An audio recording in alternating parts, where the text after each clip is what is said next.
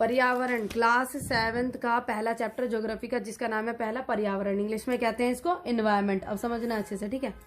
पर्यावरण, एनवायरमेंट। पर्यावरण का मतलब क्या होता है? पर्यावरण का मतलब होता है इसको इंग्लिश में कहते हैं अवर सराउंडिंग्स।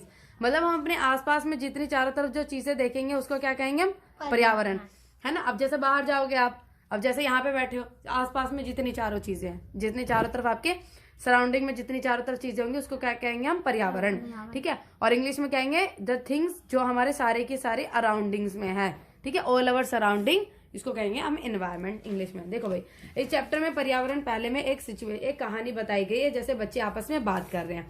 तो इसमें क्या होता है कि कक्षा में पहुंचकर जो रबिया अपने शिक्षक से पूछता है पर्यावरण क्या है। बच्चा जो है वो अपने शिक्षक से क्या पूछ रहा है? पर्यावरण क्या है? जो कुछ भी आप अपने आप आसपास देखते हो, शिक्षक ने बताया। तो शिक्षक ने क्या बताया कि जो आप अपने आसपास देखते हो उसको क्या कहते हैं? पर्यावरण। जिसको क्या कहते हैं? एनवायरमेंट।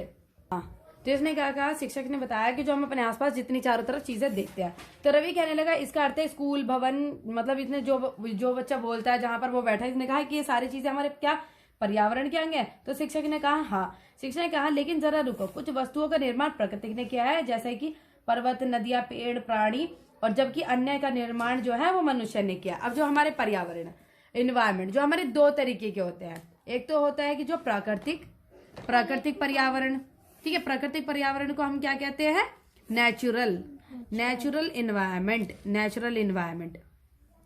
ठीक है। और एक दूसरा होता है जो मानव ने बनाया है, मानव के द्वारा बनाया गया, मानव का पर्यावरण, जिसको हम क्या कहते हैं इंग्लिश में? मैन मेड एनवायरमेंट, ठीक है। Man made environment. अब जैसे लिखा है जो एक मानव ने किया। अब जो हमारे नेचुरल इन्वायरमेंट जो होता है, जो भगवान ने खुद जो पहले से ही रचित था, जैसे हमारे सूरज, अपने आसपास जो नदी है, पेड़ पौधे, इसने जो आसपास जो हम चीजें देखते हैं, जितनी सराउंडिंग में होती है सारी क्या होती है? प्राकृतिक पर्यावरण होता है। जैसे पर्वत, नदियां, पेड़, प्राणी, सब हमारे प्राकृतिक पर्यावरण है। लेकिन जो मानव ने बनाया, जो व्यक्ति ने खुद से बनाई है कुछ चीजें, जैसे हम क्या देखेंगे? सड़कें, वो क्या होती है? वो किसने? मानव ने बनाई है। जो मेट्रो, रोड, ये सब किसने बनाई है? मानव ने बनाई। तो ये क्या हो जाते हैं आपके? मानव के पर्यावरण, जो मानव के द्वारा बनाए, जिसका कहते हैं मैन मेड एनवायरमेंट, ठीक है। तो ये सब चीजें होती है। फिर छात्र अब ये कहते हैं कि अब दो छात्र मिलकर कार्य कीजिए, अपने निकट के बैठे सहपाठी के साथ मिलकर प्रकृति। अब जो बच्चे हैं, टीचर कहता है कि उनसे अपने साथ में दोस्तों के साथ बैठकर सूची बनाइए, मतलब एक लिस्ट बनाइए कि कौन कौन से प्राकृतिक पर्यावरण है और कौन कौन से आपके मानव के द्वारा बनाए गए हैं। फिर राम, प्रजीत, जोशी, मुस्कुद, आचा सभी ये सोचने सूची बनाने के लिए उत्सुक है। सभी एकदम इंटरेस्ट हो गए कि भाई हम लोगों को एक चीजें बनानी। अब जैसे लिखा है पर्यावरण के घटक, जिसको हम क्या कहते हैं? कॉम्पोनेंट ऑफ एनवायरमेंट के कॉम्पोनेंट, मतलब पर्यावरण के घटक। पर्यावरण के घटक ये देखो, प्राकृतिक पर्यावरण और मानव निर्मित। प्राकृतिक पर्यावरण जो कि नेचर ने द्वारा बनाया गया, भगवान के द्वारा, जो पहले से ही प्रकृति में थे। और एक मानव पर्यावरण जो कि मानव के द्वारा निर्मित। अब देखो, वायुमंडल, जल मंडल, स्थल मंडल, सजीव, ये सारे मानव ने उसने बनाया, प्रकृति ने बनाया, जो कि हमारे नेचुरल है। अब आ जाते हैं मानव के द्वारा। इमारतें, पार्क, पुल, ये सब किसने बनाया? मानव ने बनाया। अब हमारे पर्यावरण के घटक में एक मानव भी आ जाता है, मतलब मानव का जो परिवार होता है। मानव में जैसे एक व्यक्ति जो सारे समूह बनते हैं, एक परिवार हो गया इनका, और भी ज्यादा बन गए तो समुदाय, और किस धर्म के हैं वो, क्या शिक्षा, क्या आर्थिक स्थिति है, क्या स्थानिक, मतलब कहाँ पर वो रहते हैं। अब हमारा आ जाता है, दो चीजें आ जाती है, जीवीय और अजीवीय, ठीक है। अब इसको क्या कहते हैं? जीवीय को कहते हैं बायोटिक, और जो अजीवी होती है एबायोटिक, ठीक है। बायोटिक और एबायोटिक। अब आपके दो चीजें होती है। बायोटिक वो होती है जिसमें जीवन होता है, लिविंग ऑर्गेनिज्म, जिसमें क्या होता है? जीवन।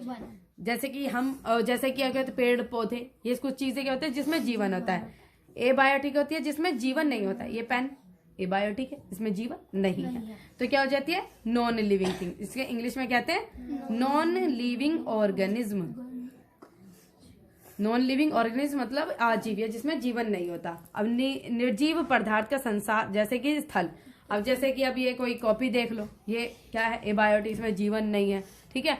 जमीन हो गई, रोड हो गई, इनमें जीवन नहीं है। और कुछ ऐसी चीजें जिसमें जीवन है, जैसे पेड़ पौधे हो गए, ये सारे क्या हो गए? जीवन है इनमें। तो ये क्या हो जाती है? आपकी बायोटिक चीजें हो जाती है। जैसे जंतु हो गए, पेड़ पौधे, सारे हो जाते हैं जीवीय चीजें, जीवीय मतलब बायोटिक चीजें जिसमें जीवन होता है, जो सांसें ले सकती हैं, ठीक है। और हमने पढ़ लिया था हमने प्राकृतिक पर्यावरण के बारे में, प्राकृतिक पर्यावरण के बारे में हमने पढ़ा था, जिसमें क्या जाती है आपकी प्राकृतिक पर्यावरण। प्राकृतिक पर्यावरण में हमने जो कि प्रकृति के द्वारा बनाई गई है। अब जो प्राकृतिक पर्यावरण होता है उसमें 3-4 चीजें होती है। देखो किस चीज से बना हुआ है प्राकृतिक पर्यावरण, जिसको कहते हैं नेचुरल इन्वायरमेंट। क्या कहते हैं? नेचुरल इन्वायरमेंट, ठीक है। अब नेचुरल इन्वायरमेंट है, इसको इसमें क्या चीजें होती है? प्रकृति से बनी हुई चीजें, जैसे भूमि, जलवायु, सब इसको प्रकृति जो है प्रकृति पर्यावरण में आते हैं। अब इसमें होता है आपका स्थल मंडल, स्थल मंडल जिसको हम क्या कहते हैं? लिथोस्फेयर, लिथोस्फेयर कहते हैं। फिर होता है आपका जल मंडल, जल मंडल जिसको हम क्या कहते हैं? आपका हाइड्रोस्फेयर, हाइड्रोस्फेयर जिसको हम कहते हैं। फिर आता है आपका वायुमंडल, ठीक है। वायुमंडल को हम क्या कहते हैं? Atmosphere, atmosphere. फिर क्या होता है आपका? जैव मंडल, जैव मंडल। ये इन तीनों को मिला के आपका क्या बनता है? जैव मंडल, ठीक है। जैव मंडल इसको कहते हैं, ठीक है। जैव मंडल, जैव मंडल में आपकी तीनों चीजें आ जाती है। इसको इंग्लिश में क्या कहते हैं? बायोस्फेयर। अब हम पढ़ेंगे कि लिथोस्फेयर क्या होता है, ठीक है। लिथोस्फेयर क्या होता है? जो आपका मतलब जो सख्त सरफेस जो होती है, पृथ्वी का ठोस परपणी या कठोर ऊपरी परत, जो आपके पृथ्वी के जो ऊपर की जो लेयर होती है, जो solid crust of the earth, English में क्या कहेंगे? Solid crust of the earth, उसको हम क्या कहेंगे? लिथोस्फेयर, ठीक है। सॉलिड क्रस्ट ऑफ अर्थ उसको कहेंगे हम लिथोस्फेयर, THOSPHER। लिथोस्फेयर मतलब solid crust, solid crust of the earth. इस लेयर को हम क्या कहेंगे? लिथोस्फेयर, ठीक है। ये आपका हो जाता है लिथोस्फेयर। फिर क्या आ जाता है आपका? Hydrosphere, hydrosphere. हाइड्रोस्फेयर का क्या मतलब हो जाता है? जल के क्षेत्र, जैसे जल के जितने सारे आपके विभिन्न सारे का, जिसमें जैसे जल वगैरह होगा, जल का पूरा देखो, इसमें देखो ये हो जाता है जैसे जल के से सब घिरा हुआ है। जल के क्षेत्र को हम क्या कहते हैं? जल मंडल। इंग्लिश में हम कहेंगे हाइड्रोस्फेयर, इसको कहेंगे। जैसे जल के विभिन्न स्रोत जैसे नदी, झील वगैरह सारे क्या हो जाते हैं? इनको सबको मिला के हम क्या कहेंगे? जल मंडल, जिसको कहेंगे हम हाइड्रोस्फेयर। और ये हमारे भाई बिना जल के जीवन है क्या? नहीं है। और जल हमारे लिए कितना ज्यादा आवश्यक है। तो ये हमारे बायोस्फीयर मतलब हमारे जैव मंडल में वो तीनों चीजें आती है, जिसके बिना हमारा अगर एक भी चीजें नहीं हो तो जीवन हमारा नहीं है, जीवन हमारा खत्म हो सकता है। तो ये हमारी तीनों चीजें आती है, जिसमें आपका वायुमंडल, जलमंडल। अब हम किसके बारे में बात करेंगे? अपने वायुमंडल के बारे में। वायुमंडल आ जाएगा आपका एटमॉस्फेयर। क्या आ जाएगा? एटमॉस्फेयर, जिसको हम क्या कहते हैं? वायुमंडल। वायुमंडल में आ जाती है आपकी एयर की सारी चीजें। पृथ्वी के चारों ओर फैली वायु की परत को हम क्या कहते हैं? वायुमंडल, ठीक है। जो जितनी भी हमारी एयर, जितने भी सराउंडिंग कराए हमारी अर्थ को, उसको हम क्या कहेंगे? वायुमंडल। अब जैसे देखो वायुमंडल, ये ऊपर की सारी हवा। तो जैव मंडल जो होता है आपका, जैव मंडल जिसको हम क्या कहते हैं? बायोस्फीयर। ये आपका किस किस चीज का कॉम्बिनेशन है? वायुमंडल का, जलमंडल का और स्थल मंडल का। इन तीनों के कॉम्बिनेशन को, जिसमें तीनों चीजें आ जाए, उसको क्या कहेंगे? जैव मंडल। और इंग्लिश में क्या कहेंगे? बायोस्फीयर। बायोस्फीयर में आपकी तीनों चीजें आ जाती है, एटमॉस्फेयर, हाइड्रोस्फीयर और लिथोस्फीयर। एटमॉस्फेयर, बायोस्फीयर और लिथोस्फीयर तीनों के कॉम्बिनेशन को हम क्या कहेंगे इंग्लिश में? बायोस्फीयर। जहां पर आपकी तीनों चीजें आ जाती है उसको हम क्या कहेंगे? बायोस्फीयर।